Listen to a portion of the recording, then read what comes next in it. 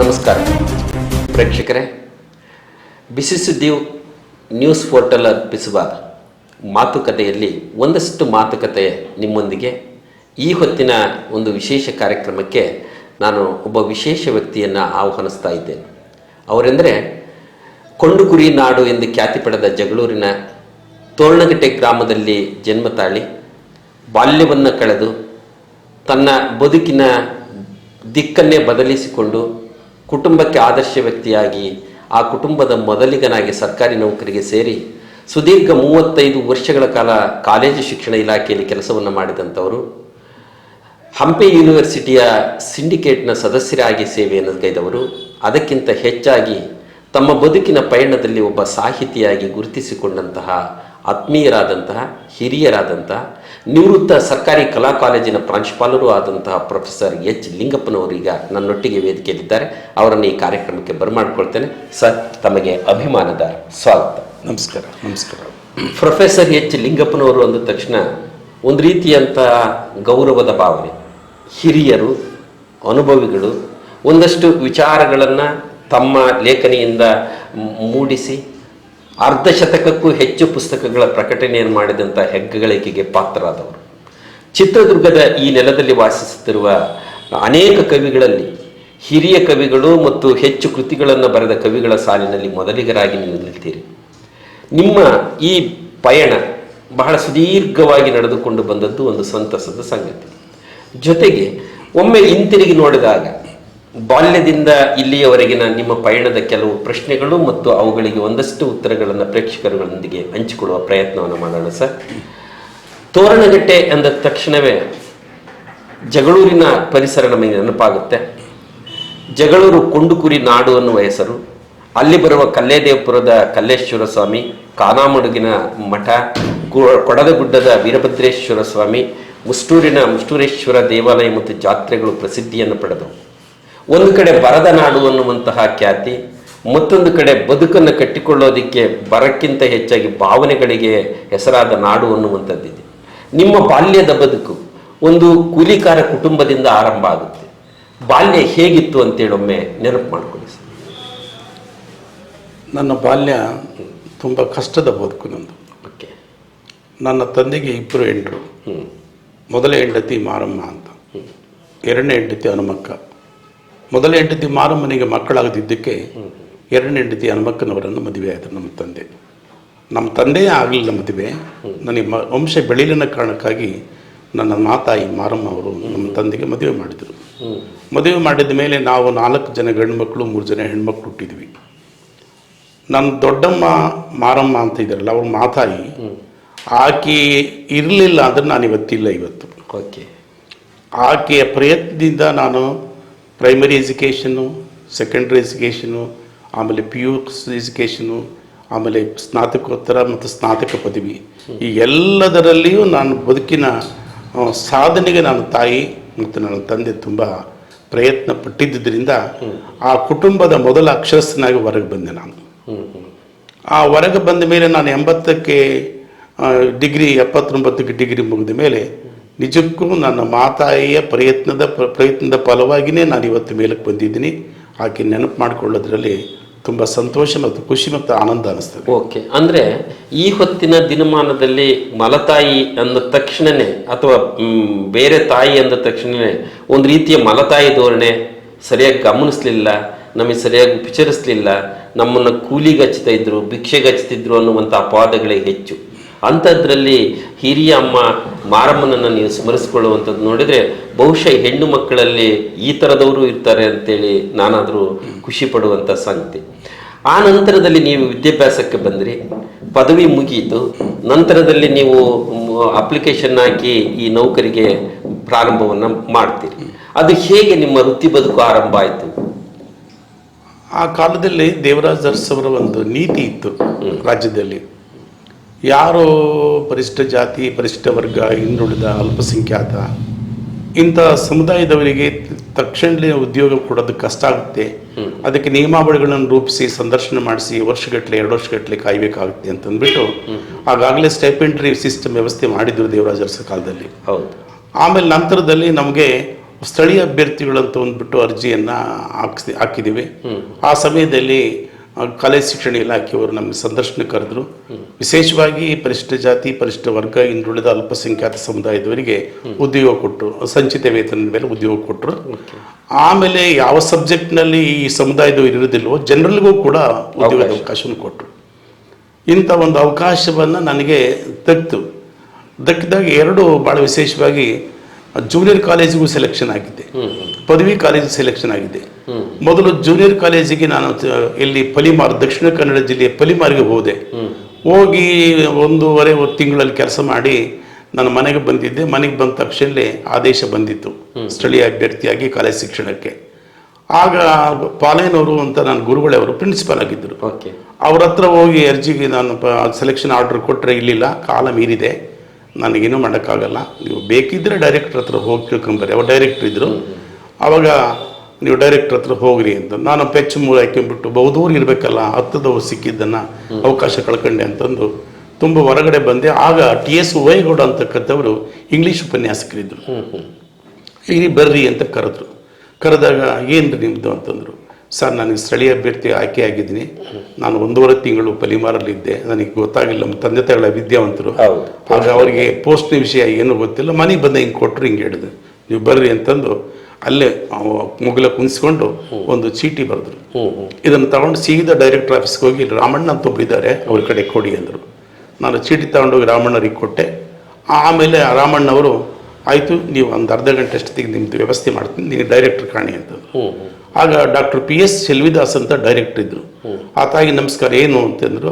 ಅಮ್ಮ, ನನಗೆ ಹಿಂಗಾಗಿದೆ ಮೇಡಮ್, ಹಿಂಗಾಗಿದೆ ಅಂತಂದಾಗ ಆಯಿತು ಹೋಗಪ್ಪ ಕೊಡ್ತೀನಿ ಅಂತಂದು ರಾಮಣ್ಣವ್ರಿಗೆ ಬೆಲ್ ಮಾಡಿದ್ರು. ಇವ್ರಿಗೆ ಇಮಿಡಿಯೇಟಾಗಿ ಆರ್ಡರ್ಸ್ ಕೊಡಿ ಅಂತಂದ್ರು. ಹಾಫ್ ಆನ್ ಅವರಿಗೆ ಕೊಟ್ಟರು. ಬೈ ಲಕ್ ಅರ್ಧ ಗಂಟೆ ಆದೇಶ ಮಾಡಿಕೊಟ್ಟೇ ಬಿಟ್ರು. ಟೈಪ್ ಮಾಡಿಕೊಟ್ಬಿಟ್ರು. ಬಂದು ರಿಪೋರ್ಟ್ ಮಾಡ್ಕೊಂಡೆ. ಬಹುಶಃ ನನ್ನ ಜೀವನದಲ್ಲಿ ಅದು ಟರ್ನಿಂಗ್ ಪಾಯಿಂಟ್. ಇಲ್ಲದಿದ್ರೆ ನಾನು ಪದವಿ ಪೂರ್ವ ಕಾಲೇಜಿನಲ್ಲಿಯೇ ನನ್ನ ಸೇವೆಯನ್ನು ಮುಂದುವರಿಸಬೇಕಾಯ್ತು. ಅಂದ್ರೆ ನೀವು ಪದವಿ ಕಾಲೇಜಿಗೆ ಸೇರ್ಕೊಂಡ ಮೇಲೆ ಕನ್ನಡದ ಉಪನ್ಯಾಸಕರಾಗಿ ಅಲ್ಲಿ ವೃತ್ತಿಯನ್ನು ಆರಂಭಿಸ್ತೀರಿ? ಇಲ್ಲ, ನಾನು ಅರ್ಥಶಾಸ್ತ್ರ ಅಧ್ಯಾಪಕ. ಅರ್ಥಶಾಸ್ತ್ರದ ಅಧ್ಯಾಪಕ. ಜೂನಿಯರ್ ಕಾಲೇಜಿನಲ್ಲಿ ಅಲ್ಲಿ ಅರ್ಥಶಾಸ್ತ್ರದಲ್ಲೇ ಇದ್ರಿ. ಮತ್ತೆ ನೀವು ಕನ್ನಡದ ಬಗ್ಗೆ ಒಲವು, ಸಾಹಿತ್ಯದ ಒಲವು ಮೂಡಿಸ್ಕೊಂಡದ್ದು ಹೇಗೆ? ನಮಗೆ 80ರಲ್ಲಿ ಕಾಲೇಜ್ ಶಿಕ್ಷಣ ಇಲಾಖೆಗೆ ಸೇರಿದ ಮೇಲೆ ಚಿತ್ರದುರ್ಗದ ಆ ಸಂದರ್ಭದಲ್ಲಿ ಬಹಳ ಚಳವಳಿಗಳು ನಾಡಿದ್ದು. ದುರ್ಗ ಅವತ್ತು ಚಳವಳಿ ಬಹಳ ಇದ್ದು. ಒಂದು ರೈತ ಚಳವಳಿ ನಡೀತಿತ್ತು ಒಂದು ಕಡೆಗೆ, ಮತ್ತೊಂದು ಕಡೆಗೆ ದಲಿತ ಚಳವಳಿ ನಡೀತಿತ್ತು, ಮತ್ತೊಂದು ಕಡೆಗೆ ಕಮ್ಯುನಿಸ್ಟ್ ಚಳವಳಿಗಳು ಇದ್ದು. ದಾವಣಗೆರೆ ಪಕ್ಕ ಇರೋ ಕಮ್ಯುನಿಸ್ಟ್ ಚಳವಳಿಗಳಿದ್ದು. ಆಮೇಲೆ ವಿದ್ಯಾರ್ಥಿ ಚಳವಳಿಗಳು ಕೂಡ, ಪ್ರಗತಿಪರ ವಿದ್ಯಾರ್ಥಿ ವಿಕಾಸ ಇಂಥವೆಲ್ಲ ಇದ್ದು. ಈ ಚಳವಳಿಗಳ ಸಂಪರ್ಕದಲ್ಲಿ ಆಮೇಲೆ ABP ಇತ್ತು. ಇವೆಲ್ಲವರು ನನಗೆ ವಿದ್ಯಾರ್ಥಿಗಳ ಕಾಂಟ್ಯಾಕ್ಟ್ ಇರ್ತಿದ್ರು. ನಾನು ಯಾವತ್ತು ಯಾವ ಸಿದ್ಧಾರ್ಥವ್ರನ್ನ ಟೀಕೆ ಟಿಪ್ಪಣಿ ಮಾಡಿದವು ನಾನು. ಎಲ್ಲರೂ ಬರೋರು, ಅವ್ರಿಗೆ ನೋಡ್ರಿ, ನಿಮ್ಮ ಕೆಲಸ ನೀವು ಮಾಡ್ಕೊಳ್ರಿ, ಹುಡುಗರಿಗೆ ವಿದ್ಯಾರ್ಥಿಗಳಿಗೆ ನಿಮ್ಗೆ ಒಳ್ಳೇದಾಗ್ತದೆ ಮಾಡ್ಕೊಡ್ರಪ್ಪ ಅಂತಂದ್ಬಿಟ್ಟು ನಾನು ಹೇಳ್ತಿದ್ದೆ. ಇದು ಒಂದು ವಿದ್ಯಾರ್ಥಿಗಳ ಸಂಪರ್ಕದಿಂದ ಈ ಸಂಘಟನೆಗಳಾಯಿತು. ಆಮೇಲೆ ಜಯಣ್ಣ ಅವರು ನನ್ನ ಕ್ಲಾಸ್ಮೇಟ್ ಓದುವ ಕಾಲದಲ್ಲಿ. ಆಮೇಲೆ ನನಗೆ CK ಮಹೇಶ್ವರಪ್ಪನವರು ನನಗೆ ಅಷ್ಟು ಪರಿಚಯ ಇರಲಿಲ್ಲ. ಅವರು ನಾನು 80ರಿಂದ 83ಕ್ಕೆ ಕಾಲೇಜ್ ಶಿಕ್ಷಣಕ್ಕೆ ಅವರು ಬಂದರು. ಆ 83ರಿಂದ ನನಗೆ ಈಗ ಪರಿಚಯ ಆಗ್ತಾ ಬಂದರು. ಅವತ್ತಿನಿಂದ ಇವತ್ತಿನವರೆಗೆ ಸಂಪರ್ಕದಲ್ಲಿದ್ದೀವಿ. ಜಯಣ್ಣ ಮತ್ತು D ದುರ್ಗೇಶ್ ನನ್ನ ಬೆಸ್ಟ್ ಫ್ರೆಂಡ್, ಯಾಕಂದರೆ PUC ಇದರಲ್ಲಿ ಓದುವಾಗ ಕ್ಲಾಸ್ಮೇಟ್ ಆಗಿದ್ದವರು. ಇದು ಒಂದು ಚಳವಳಿಗೆ ಸಂಪರ್ಕ ಇತ್ತು. ನಮಗೆ ತಿಪ್ಪೇಸ್ವಾಮಿ ಅಂತಂದ್ಬಿಟ್ಟು ಆರ್ಟ್ಸ್ ಕಾಲೇಜಿನಲ್ಲಿ ಗುಮಾಸ್ತರಾಗಿದ್ದರು. ಅವರು ಪಾಪ ಸಣ್ಣ ನೌಕರಿಯಲ್ಲಿದ್ದರೂ ಸ್ವಲ್ಪ ಇಂಟೆಲೆಕ್ಚುವಲ್ ಆಗಿ ಯಾರ್ಯಾರನ್ನ ಸಂಪರ್ಕ ಇಟ್ಕೊಳ್ಬೇಕು, ಅವ್ರ ಸಂಪರ್ಕದಲ್ಲಿ ಭಾಳ ಇರ್ತಿದ್ದ ಮನುಷ್ಯ. ಆಮೇಲೆ ಎಷ್ಟು ವಿಷಯಗಳನ್ನ ಸರ್ ಇದು ಓದಿ ಅದು ಓದಿ ಅಂತ ನಮಗೆ ಕೊಡೋದು, ಬಹಳ ಪ್ರೀತಿಯನ್ನು ತೋರುವಂಥ ಅಪರೂಪದ ವ್ಯಕ್ತಿ. ನನ್ನ ಬೆಳಕಿನ ತೋರಣನ ಕೃತಿಯಲ್ಲಿ ಅವರ ಹೆಸರನ್ನು ನೆನಪು ಮಾಡಿಕೊಂಡು ಆ ಕೃತಿಯೊಳಗೆ ಆರಂಭಿಸ್ತೀನಿ ಅವ್ರ ಬಗ್ಗೆ ನಾನು. ಖಂಡಿತ. ಇದು ಒಂದು ಕಡೆ. ಆದರೆ ಅವತ್ತು ನಮಗೆ ಈ TV ಈ ಥರದ್ದು ಯಾವುದು ಪರಿಚಯ ಇರಲಿಲ್ಲ. ಏನು ಮಾಧ್ಯಮ ಅಂದರೆ ರೇಡಿಯೋ, ದಿನಪತ್ರಿಕೆಗಳು.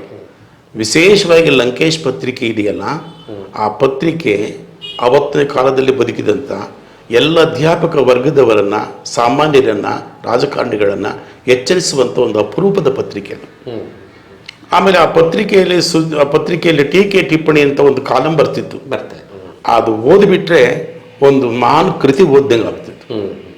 ನಮ್ಮ ನಿಜಕ್ಕೂ ಅವತ್ತಿನ ಕಾಲದಲ್ಲಿ ಯಾರಾದರೂ ಇವತ್ತು ಬರಹಗಾರರಾಗಿ ನನ್ನ ಸಮಕಾಲೀನವರು ಇದ್ದಾರೆ ಅಂತಂದರೆ ಮೊದಲನೇದಾಗಿ ನಾವು ಕೃತಜ್ಞರಾಗಬೇಕಾಗಿರೋದು ಲಂಕೇಶ್ ಒಳಗೆ. ಆಮೇಲೆ ವಡ್ಡರ್ಸೆ ರಘುರಾಮ್ ಶೆಟ್ಟಿ ಅಂತಕ್ಕಂಥವ್ರು ಮುಂಗಾರು ಪತ್ರಿಕೆ ನಡೆಸ್ತಿದ್ರು, ನಾವು ಅಲ್ಲಿಂದ ತರಿಸ್ಕೊಳ್ತಿದ್ವಿ ಚಂದಾದಾರರಾಗಿ. ಆಮೇಲೆ ಬಿ ವೈಕುಂಠರಾಜು ಅಂತಕ್ಕಂಥವ್ರು ಇಲ್ಲಿ ಮಾಣೆಕಳ್ಳಿಯವರು ಜಗಳೂರು ಸಂಪರ್ಕದಲ್ಲಿದ್ದವರು, ಅವರು ವಾರಪತ್ರಿಕೆ ತರ್ತಿದ್ರು. ಆಮೇಲೆ ತರುವಾಯ ಸುದ್ದಿ ಸಂಗಾತಿ ಆ ಪತ್ರಿಕೆಗಳು ಬಂದು. ಅಂದ್ರೆ ನಿಮ್ದು ಏನಾಯ್ತು, ಒಂದ್ ಕಡೆ ವೃತ್ತಿಯಲ್ಲಿ ಬೋಧನೆ ನಡೀತಾ ಇತ್ತು, ಮತ್ತೊಂದ್ ಕಡೆ ಸಂಪರ್ಕದ ಕಾರಣಕ್ಕಾಗಿ ಸಂಘಟನೆ ಮತ್ತು ಸಮ್ಮೇಳನಗಳಲ್ಲಿ ಭಾಗವಹಿಸುವಿಕೆ ಆಗ್ತಾ ಇತ್ತು, ಮತ್ತೊಂದ್ ಕಡೆ ಇದ್ದಂತಹ ಸಾಮಗ್ರಿಗಳನ್ನು ಬಳಸ್ಕೊಂಡು ಅಧ್ಯಯನವನ್ನು ಮಾಡ್ತಾ ಹೊರಟ್ರಿ. ಅದಾದ್ಮೇಲೆ ನೀವು ಬರವಣಿಗೆಗೆ ಇಳಿದದ್ದು ಯಾವಾಗ? ನಿಮ್ಮ ಮೊದಲ ಕೃತಿ ಯಾವುದು? ನಾನು ವಯೋನಿವೃತ್ತಿ 2015ಕ್ಕೆ ಆಗ್ಬೇಕಾಗಿತ್ತು. ಅದೇ 15ಕ್ಕೆ ಆದೆ. ಅದರ ಪೂರ್ವದಲ್ಲಿ ಅಂತಂದ್ರೆ 2009ಕ್ಕೆ ನಾನು ಮೊದಲು ಪುಸ್ತಕ ಬರೆದೆ. ಅದು ಯಾವುದು? ಡಾಕ್ಟರ್ BR ಅಂಬೇಡ್ಕರ್ ಅವರ ಸಾಮಾಜಿಕ ರಾಜಕೀಯ ಆರ್ಥಿಕ ನೆಲೆಗಳು ಅಂತಕ್ಕಂಥ ಪುಸ್ತಕವನ್ನು ಬರೆದೆ. ಅದು ನನ್ನ ಮೊದಲ ಪುಸ್ತಕ. ಆ ಪುಸ್ತಕಕ್ಕೆ ನನ್ನ ಗೆಳೆಯರಾದಂಥ ಗುಡಿಹಳ್ಳಿ ನಾಗರಾಜ್ ಅವರು ಆ ಪುಸ್ತಕಕ್ಕೆ ಬೆನ್ನುಡಿ ಬರ್ಕೊಟ್ರು. ನನ್ನ ವಿದ್ಯಾರ್ಥಿ ಮಿತ್ರ ಡಾಕ್ಟರ್ B ವಸಂತ್ ಕುಮಾರ್ ಆ ಪುಸ್ತಕಕ್ಕೆ ವಿಶೇಷವಾಗಿ ಮುನ್ನುಡಿ ಬರ್ಕೊಟ್ರು. ಆಗ ಆ ಸಮಯದಲ್ಲಿ ನನ್ನ ಸ್ನೇಹಿತರು ಹೋಗಿ ಇವನು ABP ಹುಡುಗನ ಹತ್ರ ಮುನ್ನುಡಿ ಬರೆಸಿದ್ದೇನೆ ಅಂತಂದು ಟೀಕೆ ಟಿಪ್ಪಣಿ ಮಾಡಿದ್ರು. ನನಗೆ ವಿದ್ಯಾರ್ಥಿ ಪ್ರತಿಭೆ ಬಹಳ ಮುಖ್ಯವಿತ್ತು, ಆ ಥರ ರನ್ನಿಂಗ್ ಸ್ಕಿಲ್ ಮುಖ್ಯ ಇತ್ತು, ಸಂಘಟನೆಯನ್ನು ಗುರುತಿಸಲಿಲ್ಲ. ಅಂದರೆ ಸ್ಟೂಡೆಂಟಾಗಿ ನೋಡಿದೆ ನನ್ನ ವಿದ್ಯಾರ್ಥಿಗೆ ಇವತ್ತು ಕೂಡ ಆತನ ಜೊತೆಗೆ ಬೇರೆ ಬೇರೆ ವಿಚಾರ ಪತ್ರಗಳಲ್ಲಿ ಇದ್ರೂ ಕೂಡ ತಂದೆ ಮಗನ ಬಾಂಧವ್ಯ ಇದೆ. ಆ ಪುಸ್ತಕದ ಮುನ್ನುಡಿ ಅದ್ಭುತವಾಗಿ ಬರೆದಿದ್ದರೆ, ಇದು ನುಡಿ ನಮನ ಅಲ್ಲ, ಇದು ಮುನ್ನುಡಿ ಅಲ್ಲ ನುಡಿ ನಮನ ಅಂತ ಬರೆದು. ಅದು ನನ್ನ ತಂಗಿ ಗಂಡ ಬಸಣ್ಣ ಅಂತಿದ್ದಾನೆ. ಅವ್ರ ಹತ್ರ ಕಾಪಿ ಬಂದು ಓದಿದೆ. ಮಮ್ಮ ಎಷ್ಟು ಚೆನ್ನಾಗಿ ಬರೆದಿದ್ದಾರೆ, ನಿಜವಾಗಲೂ ನೀವು ಸುಮ್ಮನೆ ಇರಬೇಡ್ರಿ, ನೀವು ಕೆಲಸ ಮಾಡಿರಿ, ನಿಮ್ಮ ಪುಸ್ತಕಗಳು ಭಾಳ ಚೆನ್ನಾಗಿರ್ತವೆ ಅಂತ ಹೇಳಿದರು. ಅವತ್ತಿನ ಸ್ಪಿರಿಟ್ ಅಲ್ಲಿಂದ ಸ್ಟಾರ್ಟ್ ಆಗಿದ್ದು ಇವತ್ತಿನವರೆಗೂ ಟಿಲ್ ಟುಡೇ. ಒಟ್ಟು ಎಷ್ಟು ಕೃತಿಗಳನ್ನು? 54 ಪುಸ್ತಕ ಮುಗಿಸಿದ್ದೀನಿ. ಈಗ 54ನೇ ಪುಸ್ತಕ ಮುಗಿಸಿದ್ದೀನಿ. ಈಗ ಕೆಲವೇ ದಿವಸಗಳಲ್ಲಿ ನಿಮ್ಮ ಬಯೋಗ್ರಫಿ ಅಂದ್ರೆ ಆತ್ಮಚರಿತ್ರೆ ಪುಸ್ತಕ ಹೊರಗೆ ಬರ್ತಾ ಇದೆ. ಈಗ 55ನೇ ಕೃತಿ. 54 ಅದು 54ನೇ. ಅದು 23ನೇ ತಾರೀಕು ಸರ್ಕಾರಿ ಕಲಾ ಕಾಲೇಜಿನಲ್ಲಿ ಬಿಡುಗಡೆ ಆಗ್ತದೆ. ಯಾಕಂದ್ರೆ ಅಲ್ಲೇ ಓದಿದ್ದು, ಅಲ್ಲೇ ವೃತ್ತಿ ಮಾಡಿದ್ದು, ಅಲ್ಲೇ ವಯೋನಿವೃತ್ತಿ ಹೊಂದಿದ್ದು. ಅಲ್ಲಿ ಇವತ್ತು ಆ ಪುಸ್ತಕ 23ನೇ ಪೇಜ್ ಇದು ತಾರೀಕು ಶನಿವಾರ ದಿವಸ ಬಿಡುಗಡೆ ಆಗ್ತದೆ. ಆ 54ನೇ ಕೃತಿಗೆ ಬರುವವರೆಗೆ ನಿಮ್ಮ ಲೇಖನಿಯ ನಿರಂತರವಾದಂತಹ ಒಂದು ಪಯಣ ಅಥವಾ ಬರವಣಿಗೆ ಮುನ್ನಡೀತಾ ಬಂತು. ನೀವು ಇವುಗಳು ಬೆಳೀತಾ ಲಿಂಗಪ್ಪನವರು ಒಬ್ಬ ಸಾಮಾನ್ಯ ಮೇಷ್ಟ್ರು ಏನು ಹಿಂಗೆಲ್ಲ ಸಾಹಿತ್ಯಿಕವಾಗಿ ಇಷ್ಟೆಲ್ಲ ನುಗ್ಗಿಬಿಟ್ರು ಅಂತೇಳಿ ಅಲ್ಲೆಲ್ಲಿ ಬಂದಂಥ ಹರ್ಡಲ್ಸ್ ಏನಾದರೂ ಇದ್ದಾವ? ಇದು ಆರಂಭದಲ್ಲಿ ನಾನು ಪುಸ್ತಕ ಬರೆದಾಗ ನಮ್ಮ ಜೊತೆಗಿದ್ದಂಥವ್ರು ಕೆಟ್ಟದ ಟೀಕೆ ಮಾಡಿದರು. ಅಂಬೇಡ್ಕರ್ ಅನ್ನೋದು ಮಹಾಸಾಗರ, ಮಹಾಸಮುದ್ರ, ಹಿಮಾಲಯದಷ್ಟು ಎತ್ತರವಾದ ವ್ಯಕ್ತಿ. ಅಂಥ ವ್ಯಕ್ತಿಯನ್ನು ಯಾವುದೋ ಸಣ್ಣ ಒಂದು 50-60 ಪುಟದಲ್ಲಿ ಇಲ್ಲ ಇತ್ತು ಪುಸ್ತಕ, ಒಂದು ಸಣ್ಣ ಜರಿಯಲ್ಲಿ ಈಜಾಡ ಕೊಟ್ಟಿದ್ದಾರೆ ಅಂತಂದು ತುಂಬ ಕೆಟ್ಟದಾಗಿ ನನಗೆ ತುಂಬ ಆತ್ಮೀಯರಾಗಿದ್ದಂಥವ್ರು, ಸಂಘಟನೆಯಲ್ಲಿದ್ದಂಥವರು, ಇವತ್ತು ಅಧಿಕಾರಿಯಾಗಿ ರಿಟೈರ್ಡ್ ಆಗಿದ್ದಾನೆ ಮನುಷ್ಯ. ಆ ಮನುಷ್ಯ ಒಂದು ಬೆಂಗಳೂರಿನ ಚಿಂತನ ಚಿಗುರು ಪತ್ರಿಕೆಯಲ್ಲಿ ಕಾಮೆಂಟ್ ಮಾಡಿಬಿಟ್ಟ. ಕಾಮೆಂಟ್ ಮಾಡಿದ ಮೇಲೆ ಅವತ್ತು ಸ್ಫೂರ್ತಿ ಅವತ್ತು ಅನಿಸ್ತು, ಇಲ್ಲ ನಾನು ಈ ಪೆನ್ ಹಿಡಿದಿದ್ದೀನಿ, ನನ್ನ ಜೀವನದ ಕೊನೆವರೆಗೂ ಪೆನ್ ನಿಲ್ಲಿಸಬಾರ್ದು ಅಂತಂದು ಮುಂದುವರಿಸಿದೆ. ಇವತ್ತು ಸುಮಾರು 25,000 ರಿಂದ 26,000 ಪುಟಗಳಷ್ಟು ಮುದ್ರಣದ ರೂಪದಲ್ಲಿ ಬಂದಿದೆ. ಈಗ ನೀವು ಬರೀತಕ್ಕಂತಹ ಶೈಲಿ ಅಥವಾ ಬರವಣಿಗೆಯ ರೂಪ ಯಾವ ಕ್ಷೇತ್ರವನ್ನು ಹೆಚ್ಚಾಗಿ ಆಯ್ಕೆ ಮಾಡ್ಕೊಳ್ತೀರಿ? ನಂದು ಪ್ಯೂರ್ ಸಾಹಿತ್ಯ ಅಲ್ಲ, ನಂದು ಸಂಕೀರ್ಣ ಅಂತಂದ್ಬಿಟ್ಟು. ಪ್ಯೂರ್ ಸಾಹಿತ್ಯ ಅಂದರೆ ಒಂದು ಕ್ರಿಯೇಟಿವಿಟಿ ಇರ್ತದೆ, ಪದ್ಯ ಅದು ಒಂದು ಕ್ರಿಯೇಟಿವಿಟಿ ಇರ್ತದೆ, ಒಂದು ಕ್ರಿಯೇಟಿವಿಟಿ ಇರೋದಿಲ್ಲ. ಆಮೇಲೆ ನನಗೆ ವಿಶೇಷವಾಗಿ ಪ್ರಧಾನವಾಗಿ ವ್ಯಕ್ತಿ ಪರಿಚಯಗಳು ಮಾಡಕ್ಕೆ ಹೋಗ್ತೀನಿ, ಅಥವಾ ವ್ಯಕ್ತಿಯ ಚಿಂತನೆಯ ಹೋರಾಟಗಳನ್ನು ಪ್ರಕಟ ಮಾಡಕ್ಕೆ ಹೋಗ್ತೀನಿ. ಉದಾಹರಣೆಗೆ ಬುದ್ಧನ ಮೇಲೆ ಬರೆದೆ ಫಸ್ಟ್, ಅದಾದ್ಮೇಲೆ ಬುದ್ಧನ ಮೇಲೆ 2 ಪುಸ್ತಕ ಪ್ರಕಟ ಆದವು, ಮಹಾಬೆಳಕು ಅನ್ನೋಂಥದ್ದು ಮತ್ತು ಹೋಗತರುಣ ಬುದ್ಧ ಅಂತಂದು. ಮಹಾಬೆಳಕು ಪುಸ್ತಕ ಬಂದ ಕೂಡಲೇ ಆ ಕಾಲದಲ್ಲಿ ಅಕ್ಷರ ತೋರಣ ಅಂತ ಕನ್ನಡ ಪ್ರಭದಲ್ಲಿ ವಿಮರ್ಶೆ ಬರ್ತಿತ್ತು. ಅದನ್ನು ಅವ್ರಿಗೆ ಕಳಿಸ್ಕೊಟ್ಟೆ. ಮಾಧವ ಕುಲಕರ್ಣಿ ಪೌಷೆ ಗಿಲ್ ಅವರು ಒಂದು ವಿಮರ್ಶೆ ಬರೆದರು, ಬುದ್ಧನನ್ನು ಕುರಿತು ಸುಂದರ ಪರಿಚಯ. ಆ ಪುಸ್ತಕವನ್ನು ಬಹಳ ಚೆನ್ನಾಗಿ ಕನ್ನಡ ಪ್ರಭದಲ್ಲಿ ಪುಸ್ತಕದ ವಿನ್ಯಾಸ ಹಾಕ್ಬಿಟ್ಟು ಅದನ್ನು ಒಂದು ಪುಟ ಬರೆದ್ರು. ಅದನ್ನು ಅಲ್ಲಿ ನಾವು ಬುದ್ಧನನ್ನ ಕುರಿತು ಸುಂದರ ಪರಿಚಯ, ಮಾಧವ ಕುಲಕರ್ಣಿ ಸ್ವಲ್ಪ ದೊಡ್ಡ ವಿದ್ವಾಂಸ, ಎಷ್ಟು ಅನುಕೂಲ ಆಯ್ತಲ್ಲ ಅಂತಂದು ನಾನೇ ಮಾಡಿದ್ದೆ. ಮತ್ತೆ ಒಂದಿಷ್ಟು ವಿಸ್ತಾರ ಮಾಡಿ ಎಲ್ಲರಿಗೂ ಅರ್ಥ ಆಗಲಿ ಅಂತಂದ್ಬಿಟ್ಟು ಹೋಗತರುಣ ಬುದ್ಧ ಅಂತ ಬರೆದೆ. ಹೋಗತರುಣ ಬುದ್ಧ. ನನಗೆ ಬುದ್ಧ ಯಾಕೆ ಪ್ರಿಯ ಆಗ್ತಾನೆ ಅಂತಂದರೆ, ಆತ ವೈಚಾರಿಕವಾಗಿದ್ದಂಥವನು, ದೇವರ ಬಗ್ಗೆ ಮೌನವನ್ನು ತಳೆದಂಥವನು. ಆಮೇಲೆ ಆ ಮೌನವನ್ನು ತಳೆಯೋದ್ರ ಜೊತೆಗೆ ಸಮಾಜದಲ್ಲಿ ನಾವು ಹೆಂಗೆ ಬದುಕಬೇಕು, ಸರಳವಾಗಿ ಬದುಕಬೇಕು ಅಂತಕ್ಕದ್ದು. ಅಲ್ಲಿ ಯಾವುದೇ ಶ್ಲೋಕ ಗೀಕ ಏನಿರಲಿಲ್ಲ. ಈಗ ಬಹಳಷ್ಟು ಜನ ಸಾಹಿತಿಗಳು ಒಂದು ಕಡೆ ಜಾತಿಯ ಬೆಂಬಲದಿಂದ, ಮತ್ತೊಂದು ಕಡೆ ಸಾಹಿತ್ಯದ ಗುಂಪುಗಳ ಬೆಂಬಲದಿಂದ, ಮತ್ತೊಂದು ಕಡೆ ಪೋಷಕವಾಗಬಲ್ಲಂಥ ಮಠಮಾನ್ಯಗಳ ಬೆಂಬಲ ನಿಂತು ಅವರ ವಿಚಾರಧಾರೆಗಳಿಗೆ ಸ್ಪಂದಿಸುವಂತೆ ಬರೀತಾರೆ. ಆದರೆ ಲಿಂಗಪ್ಪನವ್ರು ಆಗ ಬರೀಲಿಲ್ಲ. ಅವರೊಂದು ಕಡೆ ಅಂಬೇಡ್ಕರ್ನ ಬರ್ಕೊಂತ ಹೋಗ್ತಾರೆ, ಬುದ್ಧನನ್ನು ಪರಿಚಯ ಮಾಡ್ತಾರೆ, ಬರ್ತಾ ಬರ್ತಾ ಬಸವನ ಬಗ್ಗೆ ಅಂದರೆ ಬಸವಣ್ಣನವರ ಬಗ್ಗೆ ಹೆಚ್ಚು ಕೃತಿಗಳನ್ನು ಬರೀತಾರೆ. ಈ ಬುದ್ಧ ಬಸವ ಅಂಬೇಡ್ಕರ್ ಸಂಯೋಜನೆ ನಿಮ್ಮ ಮನಸ್ಸಿನಲ್ಲಿ ಮೂಡಿದ್ದು ಹೇಗೆ? ಅದು ಲೈನ್ ಆಫ್ ಥಿಂಕಿಂಗ್ ಒಂದೇ. ಅದು ಬುದ್ಧ ಏನು ಹೇಳಿದ್ನೋ ಅದನ್ನು ಎಸ್ಟಾಬ್ಲಿಷ್ ಮಾಡಿದ್ದು ಬಸವಣ್ಣ ಹೇಳಿದ್ದನ್ನ ಎಸ್ಟಾಬ್ಲಿಷ್ಮೆಂಟ್ ಅನ್ನ ಮತ್ತು ಪರಿಷ್ಕರಣೆ ಮಾಡಿದ್ದು ಅಂಬೇಡ್ಕರ್. ಅವರೆಲ್ಲ ಸಮಾನ, ಅವ್ರ ಲೈನ್ ಆಫ್ ಥಿಂಕಿಂಗ್ ಒಂದೇ ದಾರಿಯ ಸರಳ ರೇಖೆಯಲ್ಲಿ ಇರತಕ್ಕಂಥದ್ದು, ಸಮ ಸಮಾಜವನ್ನ ಹೇಳ್ತಕ್ಕಂಥವ್ರು. ಅವರಲ್ಲಿ ತಾರತಮ್ಯ ಇರಲಿಲ್ಲ, ಲಿಂಗಭೇದ ಇರಲಿಲ್ಲ, ಆಮೇಲೆ ಜೆಂಡರ್ ಡಿಸ್ಕ್ರಿಮಿನೇಷನ್ ಇರಲಿಲ್ಲ, ಯಾವುದೂ ಇರಲಿಲ್ಲ. ಅವರು ಅಂತ ಒಂದು ವಿಚಾರಗಳನ್ನು ನಾವು ಆಯ್ಕೆ ಮಾಡ್ಕೊಂಡು ಬರ್ಕೊಂಡ್ರೆ ಯಾವುದು ಕಾಂಟ್ರವರ್ಷಿ ಆಗೋದಿಲ್ಲ. ಅದು ಇದ್ದಾಗೆ ಬರೆಯುವಂಥದ್ದಷ್ಟೇ. ಕೆಲವ್ರಿಗೆ ಅನ್ಸುತ್ತೆ ಇಷ್ಟೆಲ್ಲ ಪ್ರೊಫೆಸರ್ ಲಿಂಗಪ್ಪನವರು, ಸಿಂಡಿಕೇಟ್ ಸದಸ್ಯರು, ಪ್ರಾಂಶುಪಾಲರು, ನಮ್ಮ ಜನಾಂಗದವರು, ಇವ್ರು ಹೋಗಿ ಬಸವಣ್ಣನ ಬಗ್ಗೆ ಮತ್ತು ಶರಣರ ಬಗ್ಗೆನೇ ಒಂದು 20-25 ಪುಸ್ತಕ ಬರೆದ್ಬಿಟ್ರಲ್ಲ, ಇವ್ರಿಗೇನು ಸರಿ ಇಲ್ವಾ ತಲೆ? ಅಥವಾ ಇವ್ರು ಯಾಕೆ ಬುದ್ಧನ ಮತ್ತು ಅಂಬೇಡ್ಕರ್ನೇ ಬೆಳೆಸ್ಕೊಂತ ಹೋಗಬಾರ್ದಾಗಿತ್ತು ಅಂದಂತಹ ಕೆಲವು ಟೀಕೆ ಮಾತುಗಳು ಅಥವಾ ಸಲಹೆ ಮಾತುಗಳು ಏನಾದ್ರು ನಿಮ್ಮ ಕಿವಿ ಬಿದ್ದಿದ್ದುಂಟ? ಯಾರಂಗೆ ಅಂದಿಲ್ಲ. ಆದರೆ ಒಂದು ಸತ್ಯ, ಬಸವಣ್ಣನ ಚಳುವಳಿ ಇದೆಯಲ್ಲ ದಲಿತರ ಚಳುವಳಿ. ಅದು ದಲಿತ ಚಳುವಳಿ. ಬಸವಣ್ಣನ ಚಳುವಳಿ ಇದೆಯಲ್ಲ ದಲಿತರ ಚಳುವಳಿ ಅದು. ಯಾಕೆ ಈ ಪದ ಬಳಸ್ತೀನಿ ಅಂತಂದ್ರೆ, ಬಸವಣ್ಣನ ಸುತ್ತಮುತ್ತ ಇದ್ದಂಥವ್ರು ಯಾರು? ಮಾದಾರ ಚೆನ್ನಯ್ಯ, ಮಾದಾರ ಧೂಳಯ್ಯ, ಡೋರ ಕಕ್ಕಯ್ಯ, ಸಮಗಾರ ಅರಳಯ್ಯ, ಉರುಲಿಂಗ ದೇವ, ಉರುಲಿಂಗ ಪೆದ್ದಿ, ನುಲಿಯ ಚಂದಯ್ಯ, ಮತ್ತೆ ಈ ಜನ ಎಲ್ಲ ಇದ್ದವ್ರು ಯಾರು? ಬೇಡ, ಅಡಪದ ಅಪ್ಪಣ್ಣ, ಮಡಿವಾಳ ಮಾಚಯ್ಯ, ಅಂಬಿಗರ ಚೌಡಯ್ಯ. ಅವರ ಜೊತೆಗಿದ್ದವರೆಲ್ಲರೂ ಯಾರು? ಅತ್ಯಂತ ತಳವರ್ಗದವರು.